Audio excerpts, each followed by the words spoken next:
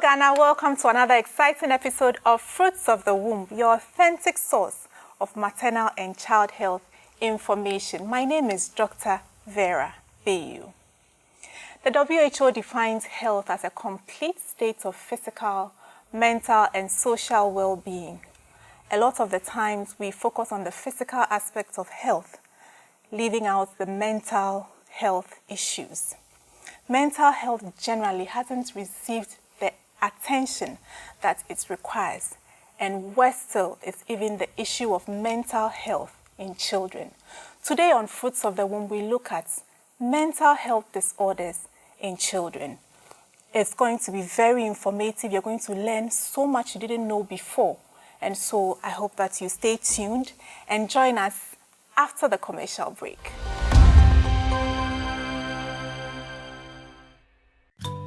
Your presence has changed my life.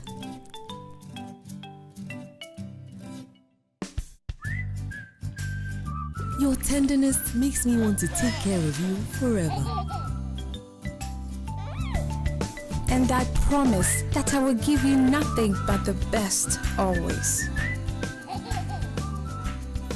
Cousin's Baby with natural ingredients also gives the best care for baby's soft skin and hair. Cousin's Baby, growing together naturally.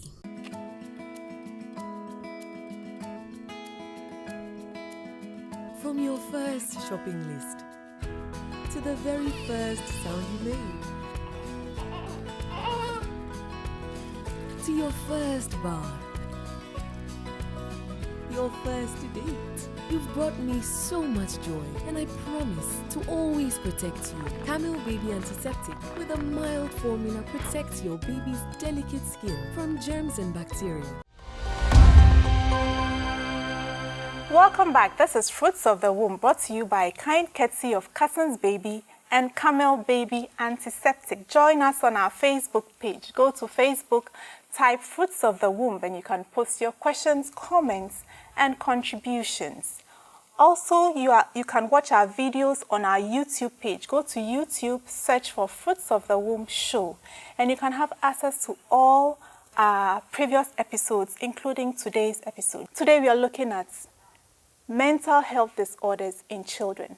And to help me discuss this very important topic, which I'm sure a lot of people are not aware of, are two lovely people as usual.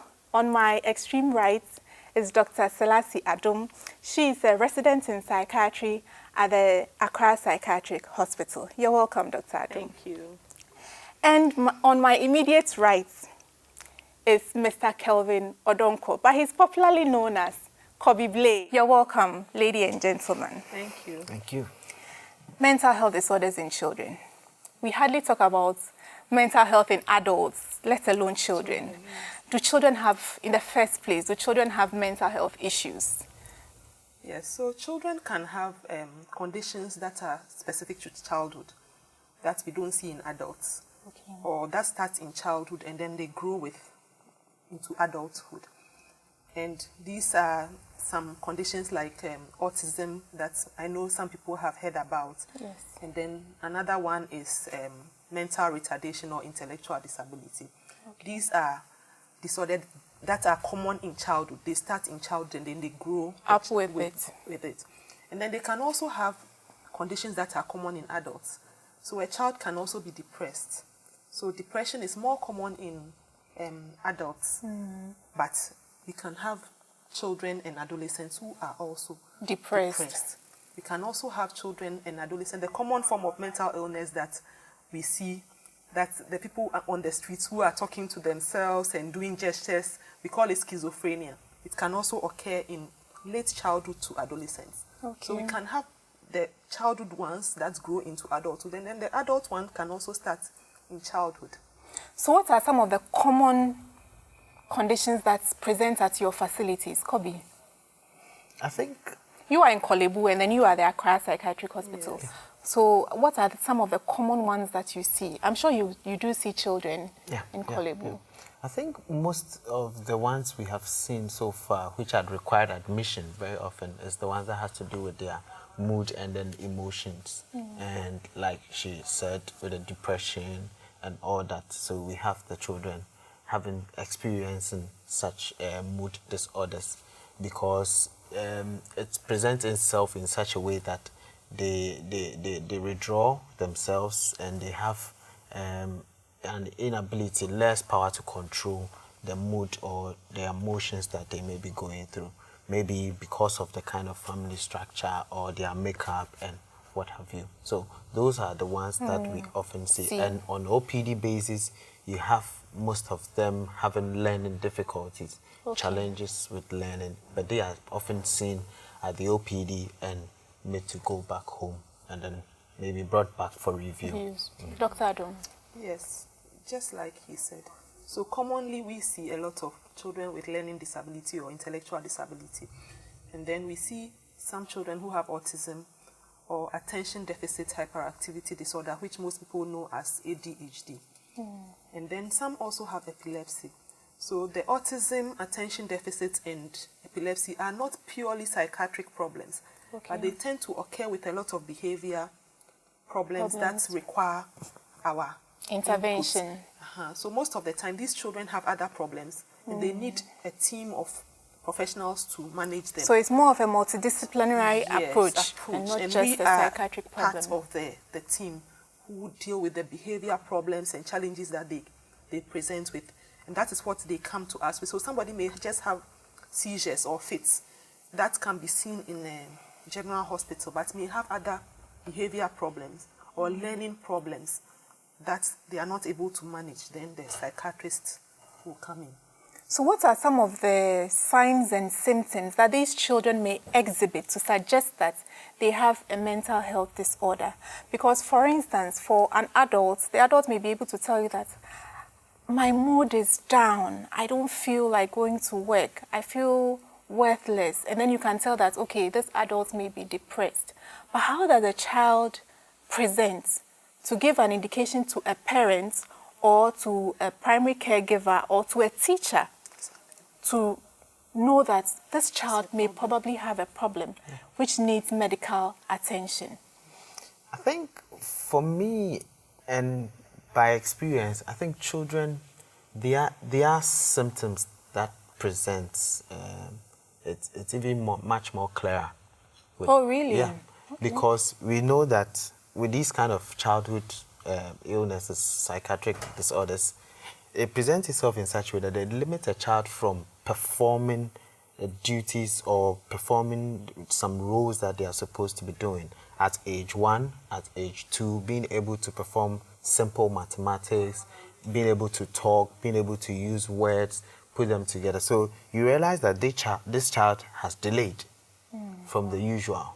Okay. You realize that the way this child expresses his tantrums, like they are just over.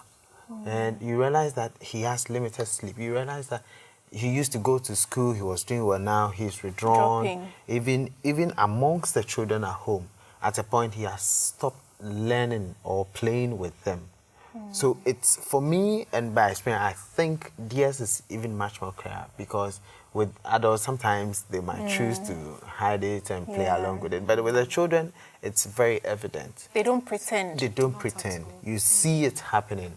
You see them being very angry at something, and you'll be wondering, why are you angry at this thing? Like, all the other children don't do it that way. So that should bring your mind to it. That there's something amiss. There is something missing. Then you have to take an action. Would you want to add to that? Yes, and to add to that, like, these are common things that happen in the childhood onset disorders. For them, it's easy to pick up, because you expect a child to grow in a setting, especially for experienced parents or people who have interacted with children. It's easy to see that this child is deviating from the normal. So it's easy to pick up those ones. But the difficult ones are those ones, for example, the adult onset ones, that everybody expects it to look like how the adults look like. In children and adolescents, it may not look like that. For example, an adult who is depressed will not be sleeping well, will not be eating well. But in a child or adolescent, they may be eating too much and sleeping too much. So it may be the reverse. Yes, because their makeup is different and the way they express emotions may be different. Like he said, they may just be angry at everything, be throwing tantrums, be irritable. Because the child cannot tell you, I'm feeling sad. So they express it in that way. Be irritable, be fighting, or be avoiding school, or be complaining of different symptoms. Every morning before they go to school, they'll say, I have a headache. Or I have a stomach ache. And this child goes to hospital every day and they don't find anything. This child may be depressed. Yeah. Okay. You mentioned ADHD. What are some of the signs or symptoms of ADHD that parents can look out for or teachers can look out for? Yeah, so for ADHD, the child is usually hyperactive. That's the one that strikes most people. So this child, when they enter a place, they'll be all over the place. Especially when it is unfamiliar. That's when you pick. Okay. You know, every child, when they go to a place they are familiar with, they are comfortable. Yeah. But this child may be going to a place for the first time and would climb the table, open the windows, touch things on the table, and then it will happen everywhere. So it's not just in the familiar or places. Unfamiliar. Yes, not just at home, in the doctor's office or at school, but everywhere the child goes. And then they are also forgetful. They are impulsive, and they are not able to keep information for too long. So they are the children who would come home without their school bags, for example, or come home without one shoe. I'm sure some parents are worried by now. they are children. So it's not the thing about this is not a one-time thing that this child has done this it's consistency. The child consistently does exhibit these signs. This child has been doing this for 6 months, and you've noticed that this is a 5-year-old child. So some level of activity is allowed depending on the age of the child. But this is a 7-year-old child. So you expect the child to have some level of attention, some level of activity, to be able to sit down for at least 5 minutes. But no, this child will not be able to sit down. So that's, you say, this child probably has ADHD and will need to come for assessment. Can a child have anxiety disorders? Yes, children can have anxiety disorders. In fact, they can have all the things that adults have.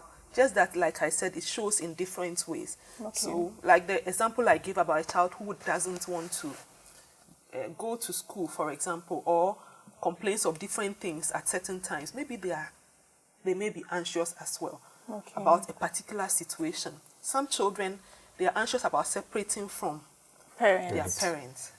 It's normal for a 9-month-old or 1-year-old to have some stranger anxiety.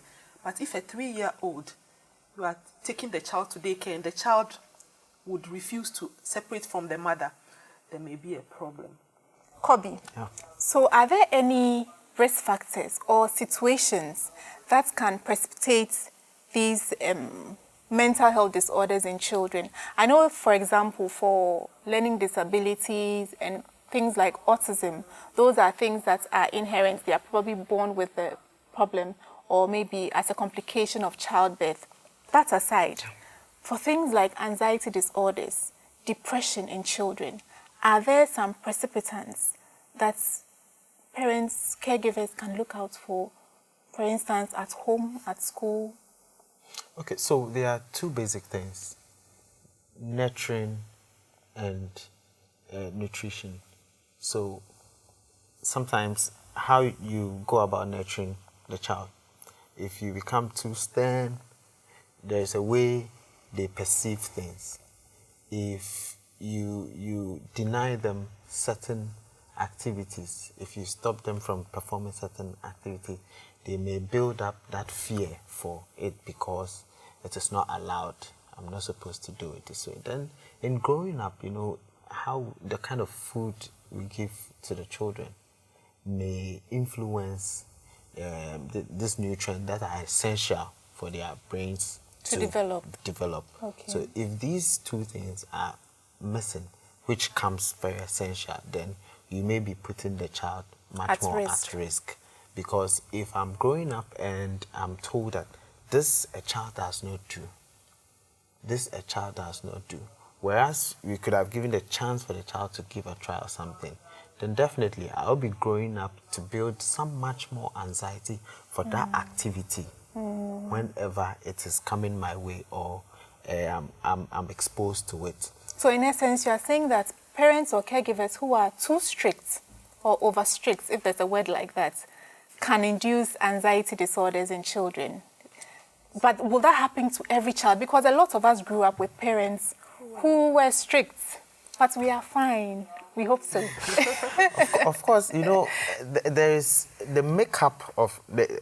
We all have different makeups, and so what this child could be able to resist, this child may not be able to resist.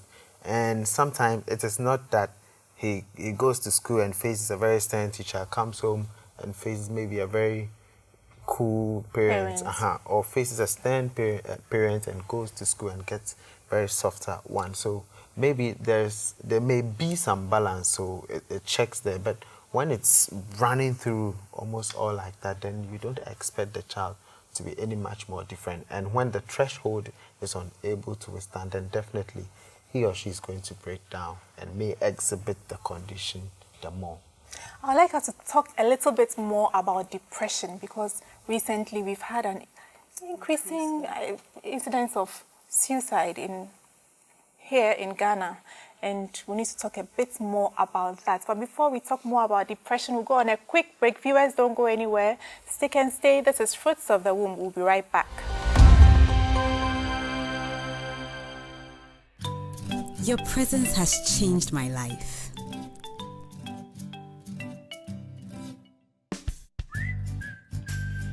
Your tenderness makes me want to take care of you forever. And I promise that I will give you nothing but the best always. Cousin's Baby with natural ingredients also gives the best care for baby's soft skin and hair. Cousin's Baby, growing together naturally. Welcome back. This is Fruits of the Womb, brought to you by kind courtesy of Cousin's Baby and Camel Baby Antiseptic. Join us on our Facebook page. Go to Facebook, type Fruits of the Womb, and you can post your questions, comments, or contributions. Also join us on our YouTube page. Go to YouTube, type Fruits of the Womb Show, and you can have access to all our videos, including today's episode. Today we are discussing mental health disorders in children. So I wanted to talk a bit more about depression. How early can depression present in a child? For instance, is this something that can only occur in children at a certain age? Can a 1-year-old suffer depression? Dr. Adam? Yes, so we know that even babies can suffer depression. Babies? Yes. And how can you tell? Yes, so like I said, every age group and the way it shows. So the baby may present with feeding problems, irritability, just crying and crying for no reason. Sorry, not to cut you, but why would a baby be depressed? Yeah, so it's easy to not to understand, because if you are from a privileged background, you may not be able to understand. But some children go through very traumatic experiences, and I wanted to add that to what he had said about the risk factors. You know, early childhood trauma is a risk factor for lifelong mental health problems. So it can be as simple as losing their mother at birth, because we know that the maternal bonding is very, very important. Okay. Yes, so it's been found that babies can Suffer depression. Yes, when they have been exposed to significant trauma. Children who have been raised in orphanages, it's not the same as being in a home where the attention is more. So there are so many more children, they are just fed. Yeah. There's no warmth, there's no attention. Like he said, the nature is very important. So as early as babies, they can suffer depression. Most of the time it's not picked up. So throughout childhood, depression can occur when the risk factors are there. So when there's any form of childhood trauma, now we see a lot of childhood abuse in different forms. So we have physical abuse, we have sexual abuse going on, and once these things have happened, the child may be predisposed to depression. Is there any help for children with mental disorders? Like real help? What are the treatment options available? There are quite a number of them, though we are limited with facilities. But with the existing facilities... Which facilities are available now? Well, I think for me, I have Kolebu. Okay. And she has Accra Psych. Yes. Aside the two, we also have the Pantine. psychiatric hospital. Then we have the Ankafo psychiatric hospital. Then we have some of the psychiatric units or departments in some of the teaching hospitals. And do these have pediatric units? Yes, so that's the issue. So in general, we don't have a lot of trained, specialized child caregivers. So currently, we only have 2 trained psychiatrists who can manage childhood, who are specially trained, who are here now. For the whole country? Yes. And she's one. Yes, and then we have a psychologist as well, one, who is trained to handle children. But all the mental health workers have some training, but they need, it's not the same as adults. As you can see. So they need special training. We need more facility. Like you said, they are limited. Even mental health care for adults is limited. It's a challenge. How So much more children? And you can imagine. So we need much more specialized training, and it has to be a part of a pediatric unit, ideally, because like I said, most of the children with mental health problems have other problems that as well. Yes, and it will also reduce the stigma. You can imagine if a child comes to a big hospital, Kolebu, children's block, and then the psychiatrist is there. It's much better because they don't have to go to a big psychiatric and the hospital. pediatric units will look more friendly to colorful, them. Exactly. and they see other children there. It's much friendlier, it's better. So we still have all these challenges, but the help is there. Even in the communities, the mental health nurses, they are all trained to pick up the signs and do some intervention. But we have a long way to go. What's the difference between a psychiatrist and a psychologist? Are they the same? No, they are not. They are not the same. Okay. They are different. So generally, psychologists tend to do more of what we call talk therapy. That is in layman's term. Okay. So they tend to do more of the talking. They use talking as a form of therapy. And to partly answer your question, that's the main thing we try to use in children as much as possible. So we try more to use the no medication method until we really need to, because we don't want to expose the children to too much medication. And in some cases, we don't have a choice. So we use the medication when it is needed. But the psychologists do the talk part, and then the psychiatrists do the medication part when needed. But we work together.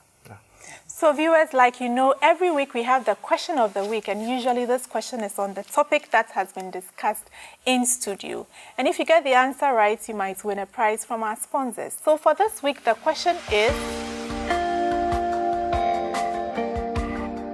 The following may be signs of mental health problems in children, except A. Aggressiveness, B. Withdrawal, and C. Good handwriting. Send your answer to the number on the screen.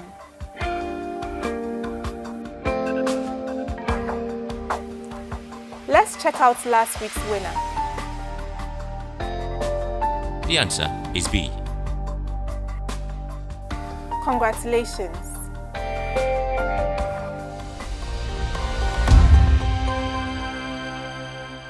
Most parents don't spend a lot of time with the children. And for most parents, they get up early in the morning, off to work. For some, they don't even see the child wake up in the morning. And by the time they come back from work, child is asleep. And so they may not have the benefit of observing the child and noticing any difference in the child's behavior. What advice do you give to caregivers generally, be it a good house help? And Nani, you hope that your house help is observant, or parents generally, and teachers, because teachers spend a lot of time with our children. So the first thing is that it's true that we are busy and we don't really have much time to spend with our children. But most of the problems, the mental health problems, show us changes in behavior. So if you are not there spending time with the child, you may not see the changes in the child's behavior. Yes, and most of the time, the earlier the problem is picked up, the better it is for the child. So we institute treatment early, and for the whole family as well, because those who work with children, we know that the child is the window to the family. And when there's a problem with a child, the whole family suffers. So the better it is for the whole family. So we need to just pay attention. It doesn't have to be too much time, but the quality of the time. So it may be that you are driving home from school, but you have a conversation with the child instead of the radio being on. And making noise. So you can pick up risk factors especially. You know, because there are times when I've seen children who have been abused continuously over 3 years and the parents are not aware. That is just because they are not interacting enough with the children. So whoever the caregiver, it may be grandma or an aunt or whoever, you need to interact with the child. If a child is spending too much time on their own, on TV or gadgets, you need to try further. Yes, so that you'll be able to pick up the problems when they start showing up, or even pick up risk factors. Sometimes a child is being bullied in school, but if you don't talk to the child, you will not know until the child breaks down. That is when you know that something has been going on. I'm glad you said the child is a window to the family, because I remember a case of a 10-year-old who came in with bedwetting. And this was a smart girl. When I spoke to her, she looked like someone who was very assertive, yet she was bedwetting. And she hadn't been previously known to have this challenge. We probed further. We couldn't find any physical problem with the child, so we referred to the psychologist. And later we found out that there were serious problems at home. Parents were not in good terms, and the child was suffering a lot of psychological stress. So I'm glad you brought that up, that the child is the window to the home. And sometimes when you see a child with a problem, it means that there may be a bigger problem at home. Probably. Okay, so I would equally add to what Doc had earlier said, that we should encourage the children to share. If they won't talk, they should sing their problems. If they can't sing, they should write. If they can't write, they should draw whatever thoughts or issues is going on in their mind. And we would plead the policymakers and those in the institutions to also put in measures, as we are requesting families to do that and to bring their children to the facilities. We should establish the facilities very well. We should make it very accessible so they can easily reach us and be able to find the right help. So thank you, Dr. Selati Adum of Accra Psychiatric Hospital, and Mr. Kelvin Odonko, aka Kobe Blee, for joining us today on Fruits of the Womb. And viewers, I hope you've learned a lot from today's episode. Remember that children can also have mental health problems. And once you observe any change in your child's behavior, be you a parent or a primary caregiver or a teacher, it's important to report to the nearest health facility for appropriate management or referral. So thank you. Hope to see you same time next week. My name is Dr. Vera Bayu. Remember, God loves you. Stay blessed.